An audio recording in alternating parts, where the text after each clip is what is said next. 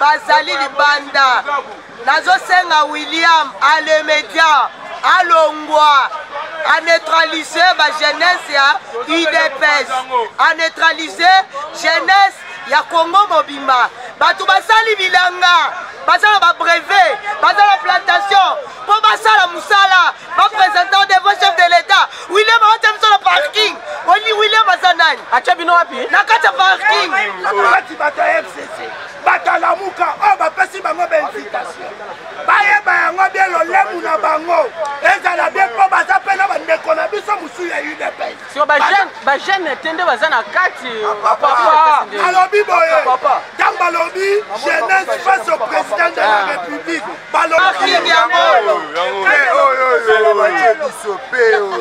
sikoyo nani oketelema chef de l'état soka talinga boya alobi te oyikeka tel mutu tel sika batemisaka mutuka batelemisi ah batelemisi ngai nasengi William coup de chapeau nasengi William coup de chapeau lobi papa face au président de la République biso nde ba jeune mais William a sali recrutement na ye na ba papa oyo déjà bakomi na ba 60-70 nde bango nde bazwi biso ba jeune batie biso libanda babourette William bisa babourette William Oliana Kabila dans l'immédiat William. Oui, bonjour, Saké Malawi, merci beaucoup. Les lots, tous invitation, le chef de l'État, Nganaza, communicateur, et la Ligue des jeunes révolutionnaires pour le développement. Je suis le communicateur de la Ligue des jeunes pour le développement. Nous avons reçu un appel du chef de l'État. Nous avons dit présent à cet appel pour répondre à l'invitation du chef de l'État. Merci beaucoup. Nous ne sommes pas un parti politique, nous sommes une association sans but lucratif qui se nomme au nom de la Ligue des jeunes révolutionnaires pour le développement. Ok, merci beaucoup. Nous avons répondu à l'appel du président. C'est le président qui va nous dire ce qu'il nous a appelé. Il nous a fait une invitation et nous n'avons pas manqué à répondre à cette invitation. Ok, nous avons aimé l'invitation du président de la République. Malheureusement, on nous avait donné les invitations, mais ici, arrivé ici, on exigeait d'autres invitations pour entrer à la salle. C'est pourquoi nous sommes ici à la tête du président. Nous avons pris ça au comité national de la jeunesse, auprès du président William, que je salue à passant, je présente ici. Bon, on a minute, nous avons un problème, les installations sont mises en place. Toujours de la présidente de la République, Tangakoya, Tokoyo, Kalilo Banaye. Comme ça, Tokoye Banine, Tokoye Bissaye, et Tokobenga, président William, qui nous a donné les invitations. Il n'y a pas les installations, il y a des installations, Tokoyo, Galibanda, le problème est que na Mokozi Mboka, na Oetali organisation, en tout cas, il doit renforcer l'organisation auprès du comité national de la jeunesse parce que depuis les premiers jours qu'on a commencé à recevoir les invitations, il y avait des désagréments, même pour recevoir les invitations. Mais même arrivé ici, on nous exigeait d'autres invitations. Je ne sais pas, mais Tokoye Bandenge Tokosala, parce que nous avons reçu des invitations, nous avons répondu aussi présent à l'appel du président. Tokoye Bandenge Tokosala, c'est désordre. Non, non, Tokosala désordre. Je vous ai bel et bien dit que nous sommes les jeunes révolutionnaires pour le développement, pas pour le désordre.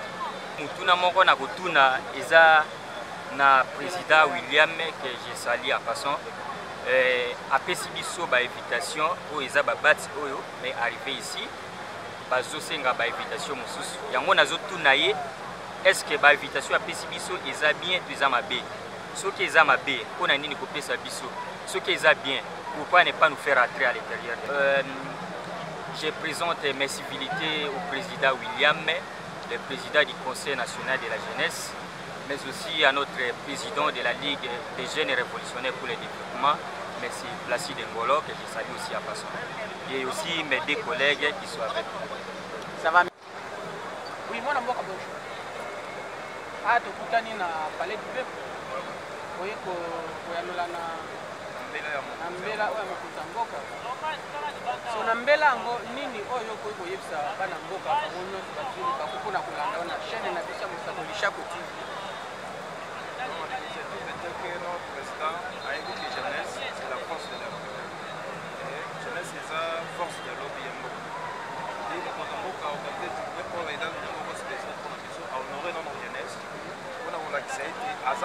conseil à jeunesse aza la jeunesse moko unie sens que toya tosolola toyeba nini eza makanisi conseil à jeunesse c'est pas mokonzi moko nini na kosala mpona jeunesse c'est ça c'est ce que tole mpona koinga kanisi biso jeunesse te toye ebele omoni mosusu baza deja na mongrai de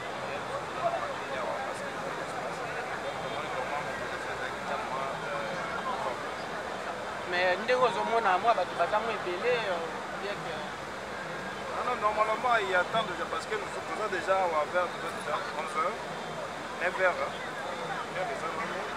9h. Nous avons 9h36 minutes. C'est ça. Comment déjà l'entrée parce que l'entrée Zagaka côté à Mokoyane, donc j'espère que moi jusqu'à arriver à présent, l'appellation vraiment après votre passage après les gens. Ça.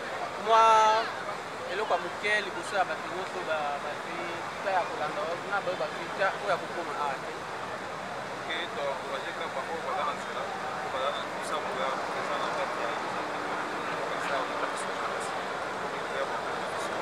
donc bazwi tan te nayebi ke kozala na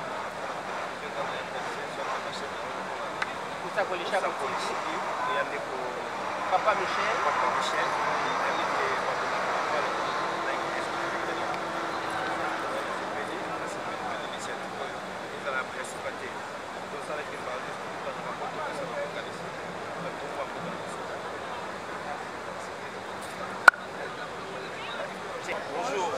tomoni bino boza ebele na ndenge aloba te na palais du peuple nini ezoleka lelo ya journal lelo ouais mokolo lelo mercredi 30 novembre 2022 ezali mokolo oyo mokonzi ya mboka abandaki mpona jeunesse congolaise esengelaki akutana na bajeune awa na salle de congrès ya palais du peuple mpona kosolola na bajeune mpona biso bajeune tomoni yango ezali mpenza motuya parce que tomimonaka tozali abandonné lelo oyo ntango mokonzi ya mboka abengi biso po ayoka makanisi na biso eyali likanisi ya malamu tosepeli na yango mpenza sauf que esengelaki koluka mwa esika moko ya mwa monene koleka esika oyo parce que toza mwa nete esika nini mwana mboka esika basenga ezali ebele atokoluka même na stade de martyr même na 20 mai esika ezali ebele oyo mokonzi akoki koyemba biso nyonso parce que na esika oyo nde toalia na stade de congrès okomona ke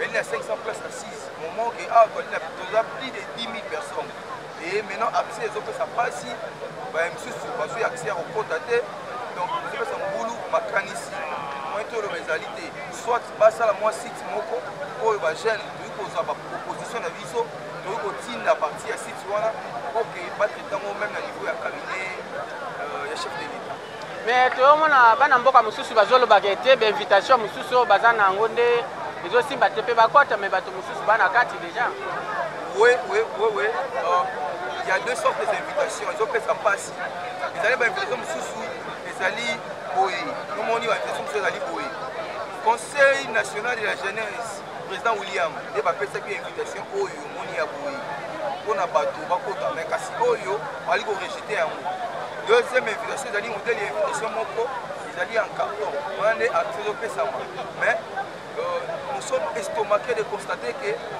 après avoir exhibé l'invitation à Bisso, il y a carton sur la porte, l'accès a été très difficile pour nous, même pour tant d'autres personnes. Les militaires, les civils, et ça, les moins cocoso, nos monitoyers, qui m'ont moi des autres, moi, militaires, et puis si moins cocoso, on a bango kota ekomi na bobangi bobangi ekomi mingi soko tali omona bandi mosusu bazali na invitation wana mais kasi bakoki kobanga kopusa na la porte mpona événement oyo ezosalama epesi mo kobanga donc première organisation mais basoda bata mosusu babatela mokonzi ya mboka mpona kotala bato baza ebele toyeba ndeni ke moto mabe aza na kati na biso basoda bakosa mpona obatela ye non premièrement je dirais c'est de leur droit eza mosala na bango ya kobatela mokonzi ya mboka même biso moko jeunesse congolaise tozali censé ya kobatela mokonzi ya mboka po ende ali grand de la nation mais kasi na bandi ete na porte ezali na 3 barrières mpona koleka mpona kokota awa donc motu te akoki kokota awa sans ke azala contrôlé donc bazocontrôle bato na porte même bastilo ezokota te po stilo ekosala motu stilo mpe ekokota kokata na lisu na nzoto na lisu ya moni contrôle ezali sécurité yali makasi na porte donc je doute fort que moto mabe to eloko mabe ekoki kokota sikoyo kobenga ya mokonzi ya mboka esuki kaka lelo kaka te soki alingi abenga bagene na mikolo mosusu ezali koya nini bokoki kosenga epa na ye eloko tokoki kosenga mokonzi ya mboka primo koluka esika moko ya monene oyo ezali ke yakoki koyamba biso nyonso facilement eye segundo problème ya organisation conseil national de la jeunesse esengeli bazala sérieux ntango bazopesa bato bainvitation esengeli bayeba esika wana ezali combien de place banani oyo esengeli bakota fo koyeba nombre même quand nous organisons de fêtes tobi ke esala ezali na 500 places esengeli ezala na 500 invités donc pas plus de 500 invités mais quand vous appelez les gens place moi ezali na 500 places nous sommes au plus de 10 000 personnes vous voyez que ce n'est pas du tout sérieux donc nous sommes décis à ce point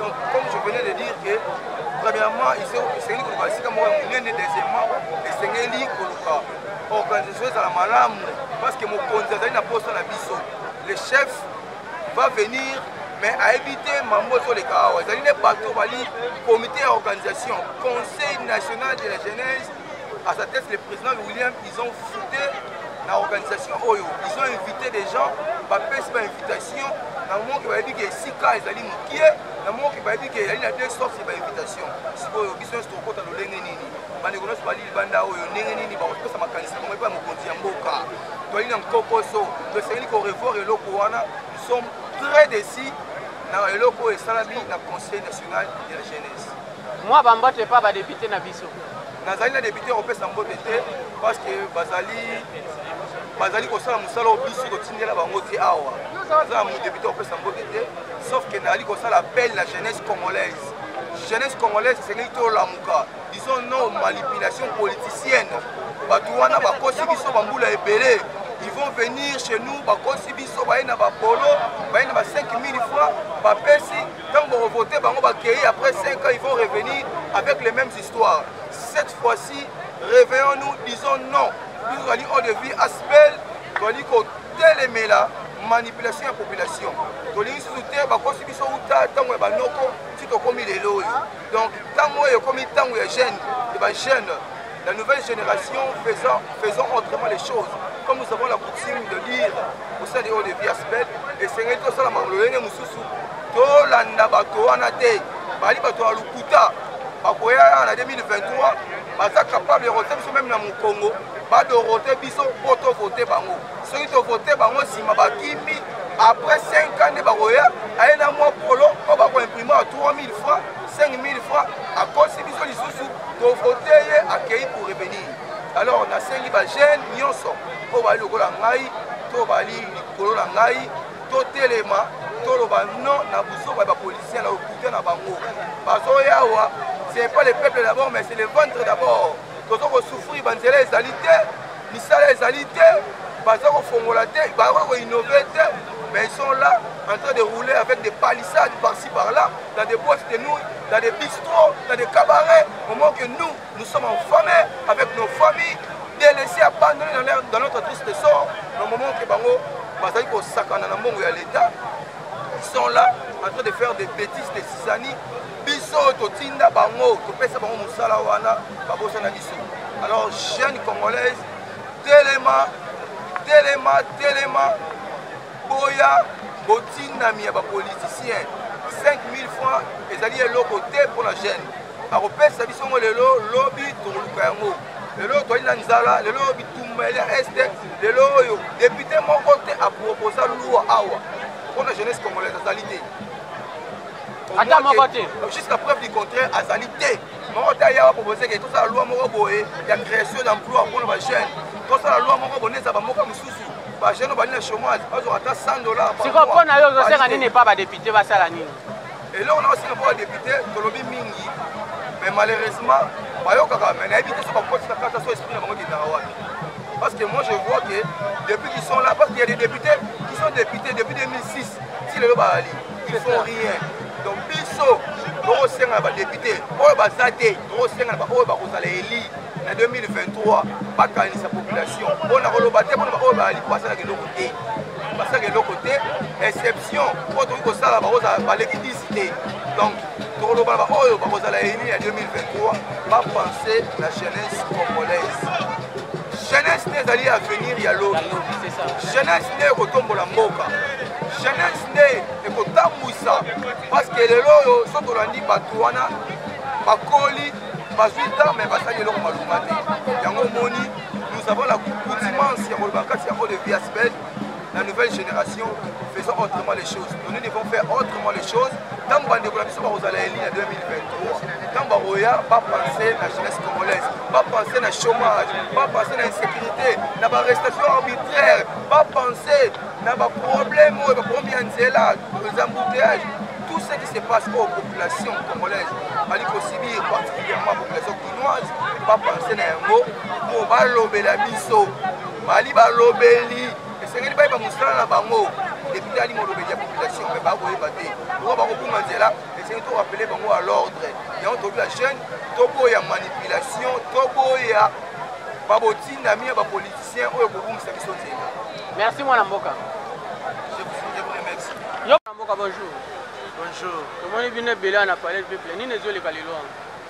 Bon d'abord on va la présentation nabi que le kunga mobimba ba déjà le maman makasi nayebi ke lukunga mama bayebaka déjà mwana na bango gelor betement na mboka le futur député mokolo initiative ya bengana député ya kalanga yoyo basi bakuli déjà idée ezali so te lelo ezalaki mokolo mokonzi ya mboka ayokanaki mpe abengisaki bajeune tout mpo baya kosololane en face yango biso mpe tozwaki invitation mpona koya korépondre mwana mboka Fatimeto oyo aza na idée aza na bavision malamu mpona Congo malgré azozanga bato ya malamu na kati ya assemblée nationale yango comme défenseur ya lukunga nazoprofite nasala appel mpo nayebisa lukunga mobimba que bientôt enrôlement ezali il faut s'enrôler massivement mpe totala baeneli tokoki kovote na 2023 ngai oyo mwana na bino gelor betu komi na Kinshasa lokunga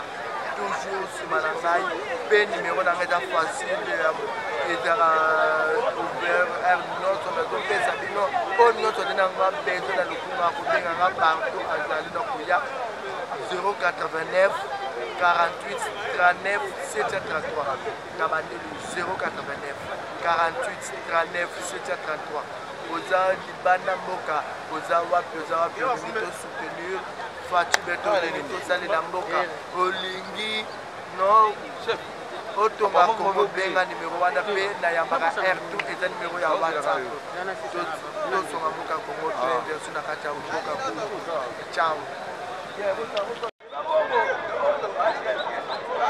Oui, mwana mboka bonjour. Tomoni yo na palais du peuple eloko nini ezolika ya liboso na kosi présenter tomona nga check kosa azali moko ya nouvelle génération des africains ali organisation ya bilenge ya bajeune conscient en fait tobengamaki comme babilenge tu babengamaki awa mokonzi ya mboka asalaki mbela e akosolana babilenge ya ekolo Congo lelo le 30 novembre kasi mpona yango esengaki organisation ezalaka meme nde na yango bapesaki biso bamacaron epuis bamacaron bapesaki biso eza na bacode bar donc moyen kopirate yango eza te koma na biso awa na ntongo bakotisi biso okomea neti ba aire nini tokomi 7 mokonzi ya mboka oya 10 heures bali kokoma ntongo kokota avant mpona mise en place tokomi 7 heures du matin bayambi biso tokoti na kati ya enclos ya palais du peuple na kokota awa tokoma kotala boye bainvitation mosu ekomi ya carton oyo lisusu te ya carton oyo eza na accès te eza ya carton oyo ya carton wana na biso ndeko na ngai nakobima awa sikoka eza boye mokonzi akota te nakei na wileri awa na imprimerie nasalisi yango sikoyo naye nango na koti eza na sécurité moko te mpona kolakisa ke gouvernement na biso mboka na biso eza na constitution oyo elobi na article 42 nango pouvoir public gouvernement azali bongo censé na obligation ya koprotéger jeunesse na ye na tete nyonso oyo kosalaka esimba ye développement intégral sur sa santé mentale, santé physique, éducation et autres. Kasi na komona mokolo lelo boye babengisi biso invitation de côté la mosuté oyo ezali exposition eza sabotage. L'une des raisons de plus komona que jeunesse na biso ezalaka saboté ezalaka négligé yango monaka phénomène bombé komona phénomène parce que jeunesse on a ça sécurisé attaque mi constitution lobi na article 42 na ngona 43 sécuriser une éducation atanga malamu kotanga malamu ya elenge ezake enseignant on a pas futa malamu pe enseignant dans libota ko santé na mental hôpital ceux qui va traiter bien médecin on a futa malamu et l'accès que non social ya mboka za malamu yebisanga na milito ceux qui mbule beti 5000 jeunes ba kokende wapi nana to wala transport ndenge nini oniki ba mort ba catastrophe ça masu na concert afali tala moi oyo ba twatiki ba occupation na bango balati kitoko ba non pour la première fois depuis indépendance na ba ku banda ko ezala président oyaye akanisi ba jeunesse aya mais organisation na milito so ko continue comme congrès et comme congrès au président ça chaque année à fin de l'année les sénateurs azala kati député azali na kati bazo sala nini ba ambassadeur bazala kati bilengi o babengisa ki bayoko mokonza mboka pe batuna mituna biso nyonso libanda so banani ba otuna ekuna ba député to banani yo pe to tuna na basi ne bonanga to tuna na parce que o ba koti kuna kati ezali ba jeune bango bozo mo libanda bilengi le 5 décembre c'est la journée internationale de la jeunesse le 12 août c'est la journée mondiale de la jeunesse yebisanga mokondini na mboka o ba fête journée internationale de la jeunesse mokonza bengisi biso bino ba conseil comment fait-il pour imprimer ma invitation sur carton na ko tshwa défi siko na ko bimaka siko na bimika na makarona na keka na imprimerie a na salisi papier on a carton pe na poti bozo tshama ko nambo za sécurité ni ko benga ni bino na bino comme na mo congrès iko muziki bozo wala pesa di bosko bana OK ba tibazaki censé ya ko yamba ko ezali biso bilengi tala bilengi ba bilisi ba costume na bango ba tala ba kini yango ezali mawa pe la bilengi kabe ceux qui te continuent à jouer, jeunesse à venir à Congo, il faut respecter l'article 42. Merci Aya, merci. Madame, bonjour. Ok, comment présenter le Bossa Balandinayo? Matama Vomuke. Tout le monde a Libosa parlé du peuple, ni les yeux les Galilo. Les loyaux, ils attirent encore le chef de l'État face à jeunesse. Les loyaux, c'est la présidente. Soki président yenda kokotsa bino na kati oyenda zana to basuka po batu ya tinda ki po bakotsa biso ba boyo kokotsa biso ya onso to telemi ya pesa mitindo ko biso pe jeunesse ndazo luka biso to ko mais ekoza le uzama kaote ya ndo zokota te senye soza na ba makaro na makutu yango po na za jeune na kozanga ngote na za jeune na kozanga ngote belo ko zoka musangai tant que jeunesse na ena parler du peuple na se retrouver na ba papa na ba papa baza na kati ba mama baza na kati ba koko baza na kati mais eloko eza babi face aux jeunes ministre ko cause la jeunesse pour azala wana po yoka biso ba jeunesse mais oyo tozomona o ba député nyonso bayina batu na bango na kati wana mikolo basi na bango nyonso wana baye kosala ni na kati et pourtant biso nde ba jeune toza na mambo ko sa président biso nde toza po na ye biso nde batu tosutenaka ye biso nde tozolinga toyebise po tosoutenir vision na ye mais papa wana vision nini bango baza nango mpona koporter na chef de l'état ese na kati kuna etondi ntango nde batiki bino libanda kati deja etondi na bapapa kaka kuna eza na jeune te bajeune bango oyo tala yo moko biso toza libanda bajeune biso libanda babi moye biso tokoteza te yango tozosenga chef de l'état nano asenga baorganisateur ya bien oyo baza na kati bazotala baintere soki okozala malamu mpona biso tokutana na ye aorganize oyo ekozalaka face na bajeune ata na stade martir tozala wana tolobela ye parce que toza na libele ya kolobela ye mais na stade bako devie bata mosusu ke koya kosalema ndenge esalamaki ya musicien wana musicien eza elo mosusu oyo eza jeunesse elo mosusu tala ndeti mindele baye kosala nini awa mindele baye kosala nini yoso mona mamwa mindele babengi mindele ezalaka te madame Rebecca tomoni bolanda bambango kuna bolanda banani tondolanda mindele basali nini awa jeune congolais lingo mona mindele te pe mindele na ba jeune te basa pe ba papa baye kosala nini na biso na kati ayo tolandaki bango na mbango babima nano po makambo na bango biso tokotaka te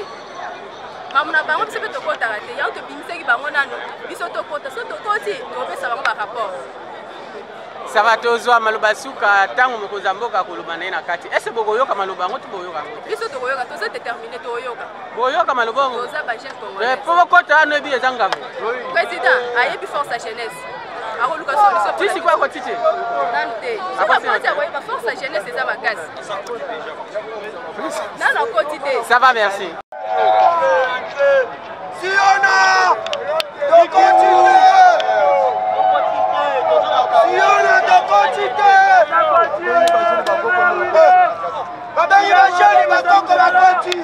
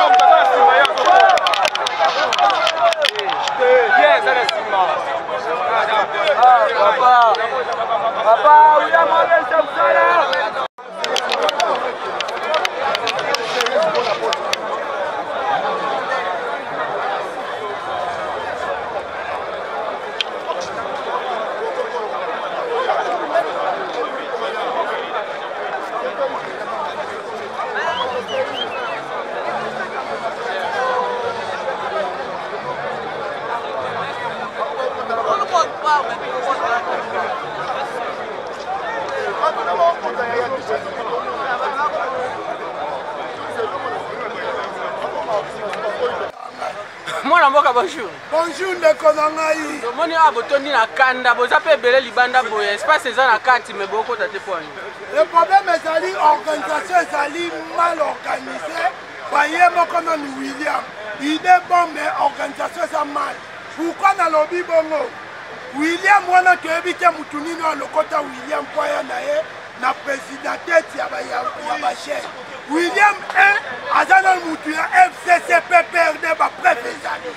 William de 2 biso bato oyo tobunda na mboka oyo baprésident parlement debout bato topesa Mukishi Fati beto pouvoir mais lelo tokomi babourete ya kofanda libanda bourete ekolela mbula bainfrite bato PPRD bakoti na kati mais toboyi kobebisa manifestation mpenza face président face aux jeunesse yango toboyi tolobi ke boye atakenga sentinelle de la république napesi William 24 heures a démissionné dans l'immédiat soki a démissionné te nazoloba yango na komba Kisekedi le père tokolongola William Bilamba tokohumilie na ndenga mabe ya moni biso baprésident parlement debout ya kopesa biso baparking tellement bazobenga biso bakombata babourete toza toujours babourete ezolakisa mpe na palais du peuple bourete ezalaka libanda ata batongi ndako ememi nsima zelo bourete eza libanda William nazoyebiso deja keba suka neza lelo lobi ozolongwa nayebisi non sikono ofingisa mokonzi ya mboka mpe ebele oyo bazala bakobalukaka epa mokonzi ya mboka. Non, le problème eza ke bajeune oyo moni baye face au président de la république po bayebisa ye sujet moko président de la république pesa biso manduki tokota na bulagana toza déterminé c'est ça. Deuxième chose William asali ke kokotisa bato ya FCC mais nayebi ke kozala ni le centre fait po mokonzi ya mboka bonza deja mboko epanzambe yango toloba boye ntango le lion de la tribu du Congo Fati beto azoya toyebi ke nio te kozala neutralisé mais bato baza na kati bato ya FCC bato alamuka oyo bapesi bango bainvitation bayeba yango bie lolemu na bango ezala bie mpo baza mpe na bandeko na biso mosusu ya UDPS sio bagene etende baza na kati alobi boye ntango balobi jeunesse face au président de la république balobi papa face au président de la république te biso nde bagene mais William asali recrutement na ye na bapapa oyo deja bakomi na ba 60-70 nde bango nde bazwi biso bagene batie biso libanda babourete William biso babourete William oliana Kabila dans l'immédiat moi en tant que président fédéral de la jeunesse de Moamba nous demandons dans l'immédiat la nécessité vu l'urgence William azwa cahier de charge na a déposé auprès à Yves ayokanga malam Yves c'est le moment comme bino boyele biso espion ou pion il y a PPRD pour qu'azwa ka instruction ba Michel Bongongo il y a ba Obé Minako il y a ba Batususu wana c'est le moment nous avons il y a ba fuite wana soit cahier de charge déposé dans l'immédiat chez Yves et en plus to sengi na toutes les associations ba jeunesse et ba parti politique bossa a déjà pétition l'obito kende na ko déposer par le ministre Yves ça nous en tant que des cadres au sein du parti présidentiel je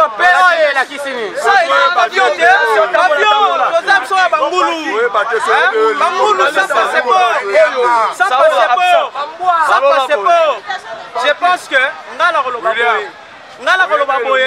c'est moi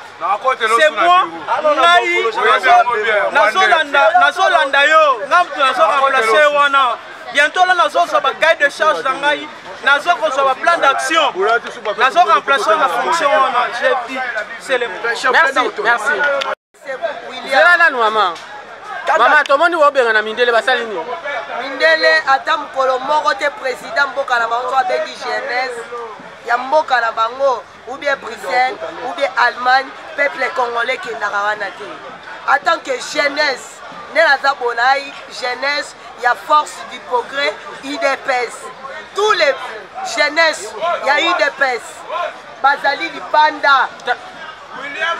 libanda nazosenga William alemedia alongwa à neutraliser la jeunesse ya UDPS, à neutraliser jeunesse ya Congo Mobimba. Batu basali bilanga, basala ba brevet, basala plantation, pour basala musala, ba présentant de vos chefs de l'État. William Atem sur le parking. Oli William Bazanani. Acha bino wapi? Nakata parking. Parking yango. Siko nani? Oketelema. Chef de l'État soka talinga boya lobiti o yikeka tel. Mutu tel. Sika batemisaka mutu ka batelemisi. Ah batelemisi ngai. Nasengi William coup de chapeau. Nasengi William coup de chapeau. Faut funda banani? Nazo funda ba conseiller. Moi je suis communicateur et puis parlementaire de vous qui sont là nous pour mourir que vivre en genoux. Nazaki ndeko Williams na organisation makambo d'abord na pese félicitations pour juillet organiser loko mutasala nga mobutu. Kabila kutu fou foyer makambo te ne fatile lo antima sur la chaîne. Mais le mal les années na présidence. Baloba nyama leader so utara na leader. Présidence pas comme lo moka ya mukie. Oh non, bango pe ko bazalo participer bien sûr to ben si président. Balobi makambo organisation limite sala. Bango mo bazwa organisation. Si ko ba bisa biso mbongo ba pesi pour l'organisation qui est bien et qui iwa wapi. Pour parler du peuple c'est abisso à l'état. Ba tourner ka ba biloko escroquerie. Ba conseiller ba ye makambo jeunesse ba komo kabola ba mama na ba papa ba tondi na kata assemblée.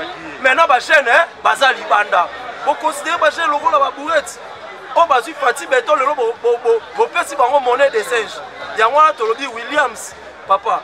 Osa morphologie na lobate. Yo moka kanga bisaka no sa nini. OK, ça va merci. On peut dans la pola PPRD OK. Merci mon Mboka. Merci. Bonjour papa biso za ligamba oloba. Oh to mona ba peuple na muto ko tikala kana sima na biso za biso no to tcha na place biso pe to voter. Banela ba conseiller na yo wana. Longo ela biso bango lukande ba jeune to travailler to tambusa Congo ba o wana baza ba pion ba olio se na se tande ba sundoli ba jeune siko nana ko nani o pesa message pa banani o ba coach mais la kati kuna ba jeune ba coach wana ba papa ya mikolo wana ba che ba papa mikolo ba biso nde ba jeunesse ya ide pesa ba tiko de milite le lobo de vocation kota na Congo elonga na ngalo ba ngana longo ela biso ba conseil wana tout partout. Et tant que jeune, il y a parti. Et tant que jeune, il y a République démocratique du Congo. On est jeune, il n'est pas tout oyo, bazana énergie, oyo, bazali na courage, il y a reconduit président de la République en 2023. Mais organisation oyo, oyo William Asali, fouté na ndengeni. Parce qu'il a préféré Azu Batoya, il y a PPRD, parti Naye, Oya Wuta, à côté de Bango Funa Nakasi. Azu Bato ensemble à Moïse, na FCC va combattre le président, à côté de Bango Nakasi. Mais Bisso, va mobiliser, va communiquer, va présenter le mouvement, dans la bilan qu'a fait sur le parking. C'est-à-dire que Bisso, tu vas nous coquer la mitouka, Toyoka, Tema Kambo, Konsaso, là-bas, mais tu poses la question. Et on a aussi la présidente de la République. Nous sommes des bateaux qui ont reconduit en 2023, mais nous sommes des jeunes qui ont son majorité dans le Parlement. William a travaillé déjà contre le président de la République. Parce que William a travaillé contre eux. Parce que, mais au moins, il va continuer à 50 ans, 60 ans, 70 quelques.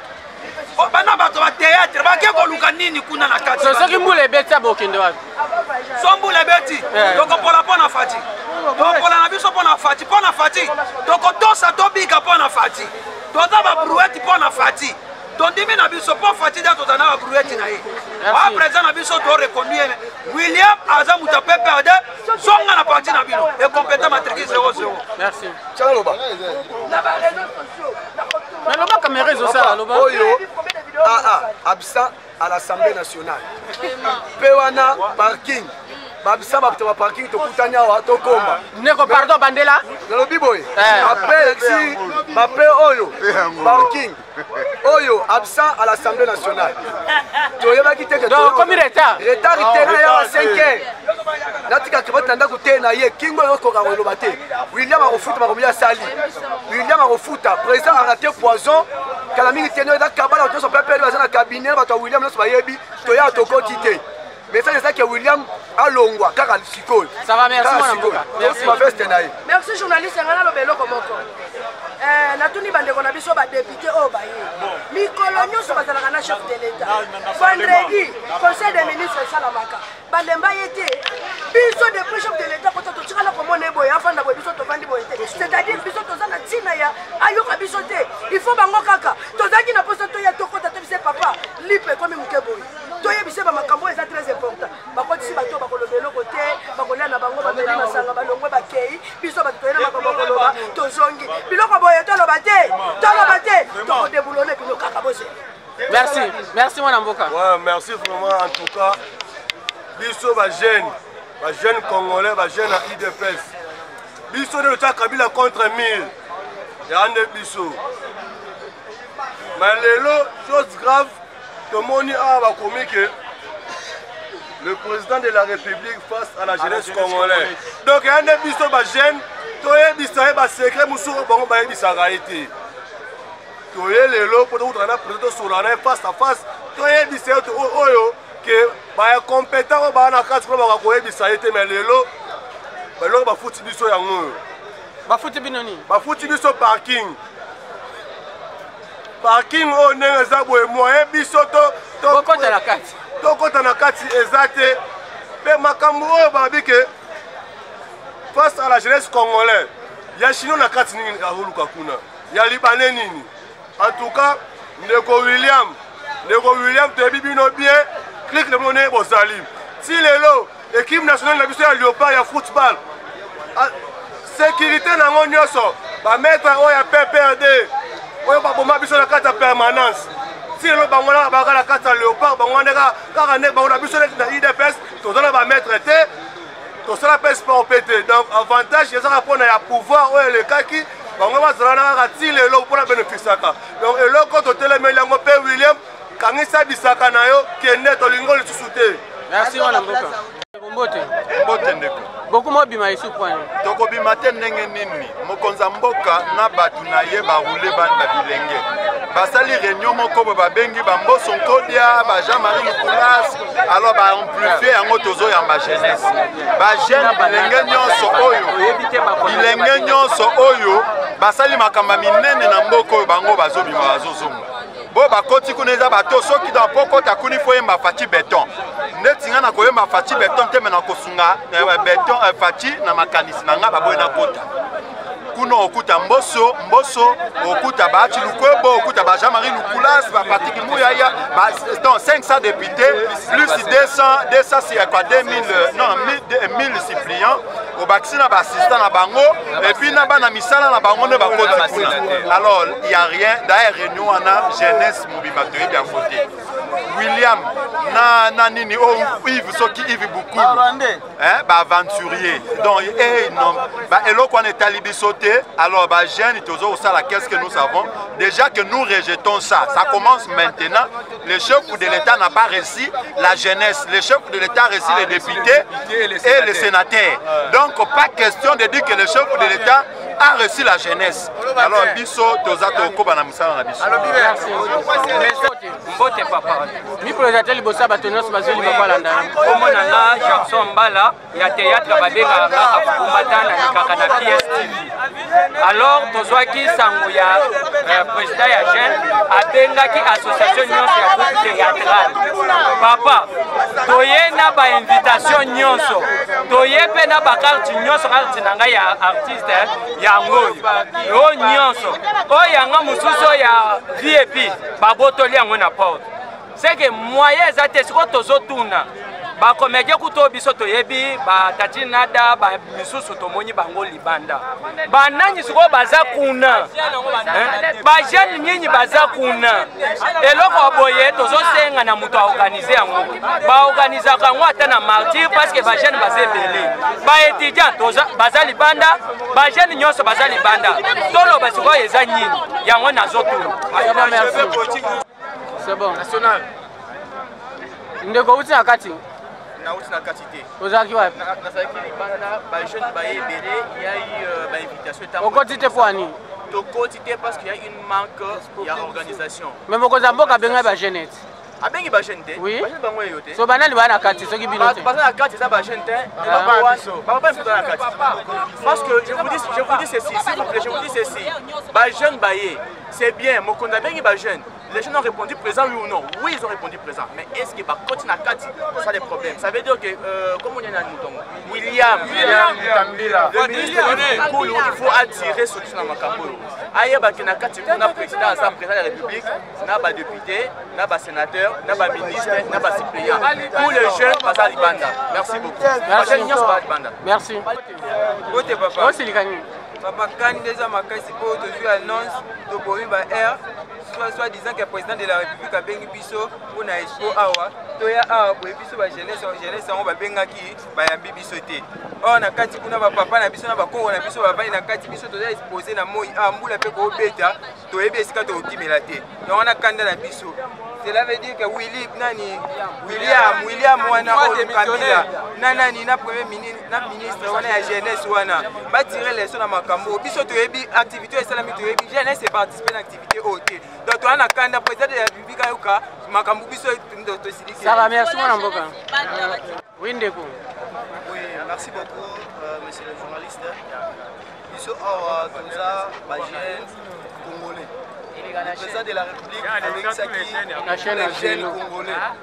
Ote aya asala masolo adialoke na bango. Biso jeunesse congolais, ba tozo souffrir, toza na kati ya chômage, doit to ebise makambo oyo, ezali donc déranger jeunesse congolais. Comme ça tonimi koya na appel oyo président de la République a Saki biso.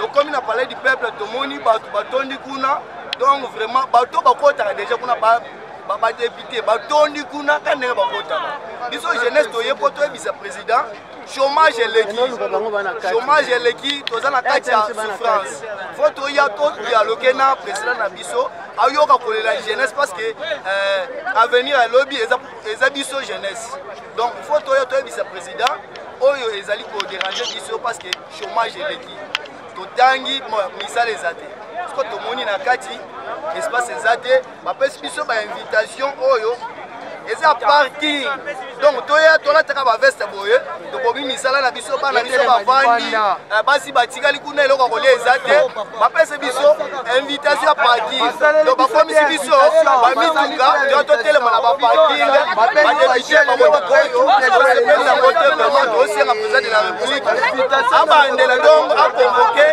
notre réunion na jeunesse congolaise. Merci mon mboka. Merci pour la parole. Oui. Nous avons constaté que ce n'est pas les jeunes qui ont été reçus. Et au nom de toute la jeunesse congolaise, je pense que cette activité d'aujourd'hui devait être intitulée le président de la République face à la vieillesse. Parce que la plupart des gens qu'on a pu constater qui ont pris accès à la salle du congrès, ce sont plus des vieux que la jeunesse. La jeunesse n'est pas représentée. Nous considérons que cette activité est catégoriquement chaotique et que le président doit revoir avec le Conseil national de la jeunesse, réorganiser ces programmes parce qu'en ces jours, ce n'est pas la jeunesse qui est représentée. Nous, la jeunesse, on a porté nos préoccupations, notamment concernant l'emploi, concernant beaucoup de secteurs qui touchent notre communauté, mais on n'a pas pu porter notre voix devant les chefs de l'État parce que ce n'est pas la jeunesse qui a été représentée en ces jours. Je vous remercie. Merci beaucoup pour la parole conjuguée. C'est avec un regret que nous avons au cœur. Je suis étudiant à l'Université pédagogique nationale. La rectrice nous appelle, nous a mobilisés de venir à grand nombre, venir participer ici. En dépit d'être étudiant, je suis encore un coordonnateur général d'une structure, JARBA, Jeunesse à la réforme profonde de son avenir. Nous sommes venus avec ces soucis, présenter comment la jeunesse est dans l'effondrement et quoi faire pour élever cette jeunesse. Mes prédécesseurs ont parlé sur des emplois. Bien sûr que nous n'avons pas beaucoup d'emplois, mais nous avons certaines techniques, certaines mesures que nous devons présenter à l'État. Mais nonobstant, vraiment, la chance ne nous a pas souri. Certainement, cette organisation n'est pas indubitable. Vraiment, à la prochaine, veuillez organiser. Merci beaucoup. Oui, maman Loba. En tout cas, biso jeunesse congolaise, de l'autre côté, on a passé ma case. Passé à Nini. Passé à Andel, tout le monde organisation et ça m'a William, papa, ce qu'on coquille m'a capoté, c'est parce que baoyo tozomona oyo eza babilo moko boye ya bien te bomoni nini nde tozotelengana moi eza makasi totelemi kaka boye soki invitation na bango mpe oyo batiaki ndenge kolakisa parking neti mutu lokwa nga nde nalati veste mpona kozala na parking papa naza mutuka te quand même tokende kobatelela bango mituka bango baya bakoti kuna parce que nini biso jeunesse toza na posa tosala makambo ya bien na mboka toza na posa biso mpe tozwa évolution wana na maboko bango bana balonda kokota kuna bakoki kotika biso nanu nzela te batika biso mwa nzela ta lelo kaka normalement soki baorganisation boye eza na mbala nsima boyebisaka bango ke bino bato bosi bobonga botikala nanu tobengi nanu toswana na jeunesse oyo baza simple oyo nanu babongi te biso toza na posa tobonga mpe tokoma mpe lokola bango likambo nini kale partout tolingi boye te. Merci maman. Bon, na loba boye na senga na chef de l'état boye journée ya lelo eza journée ya batata za ba jeunes batata ne bakoti changer jour mususu sa jour mususu même sur stade de Marty tous les jeunes bakoti ndenge mo tokeni abiso tozala likambo ya koloba tozala ba idée ba étouffer jeunesse ekota te o ba yebi o toloba o ba basala na terrain notre président Fati Beton Mukwa Ntombolo Muji wa Mpumba Wanga Bwantulu toleli pa na yo journal lelo ebebi mpona jeunesse pesa biso jour toya na martyr na yo tosolola na yo comme ça tozwa solution oyo elongo bani na invitation yango na martyr makambo ekoma ndenge ekomaki ya musicien na biso wana te bon na martyr makambo ekoma te posa musique te balbeso ke martyr te eza musique te sécurité kozala makambo te ozala bato nde baokoka mais batata nde matondi kuna ebele bozala na procès chaque jour si tomona kete oti tomona ta lelo tozali na sentiment to ba 6 heures tokomi awa tokati bapongi mpona chef de l'état na biso vraiment merci donc yango wana tosengi pa président Félix changer journée mosusu mpona bajene tokela biso jour mosusu merci nakoma déjà na suka na sela lobisi déjà trop loba mwa loba mukuse po longwa kasi loba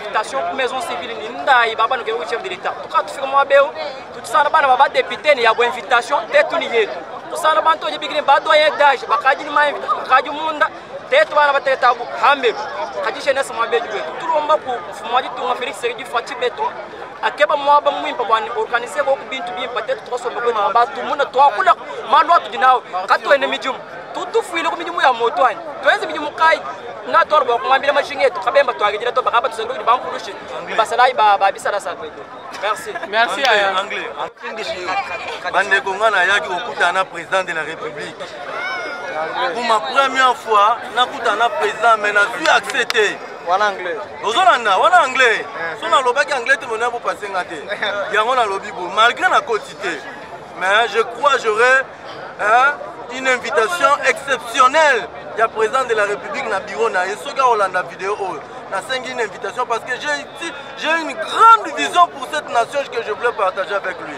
C'est ça en anglais, merci. Ya bakisema maloba suka wewe lingoloba na anglais. OK. Maloba suka est que je parlais étant le coordonnateur d'une organisation chrétienne appelée Epides Caritas. Donc nous sommes en train de travailler pour restaurer l'amour du prochain, transformer ce monde de consommation, de cupidité en un monde de compassion. Nous sommes en train d'aider nos frères et sœurs qui souffrent de partout, des veuves, des orphelins, mais dans des occasions de tous nos jours de joie, de tous nos jours heureux. Voilà pourquoi nous, à la fin de ce mois de décembre, nous avons un grand programme où nous avons prévu d'assister plus de 700 familles démunies avec des vivres, des choses à manger. Celui qui peut nous suivre, il peut contribuer aussi. J'ai une grande vision pour notre pays et que les autorités m'invitent.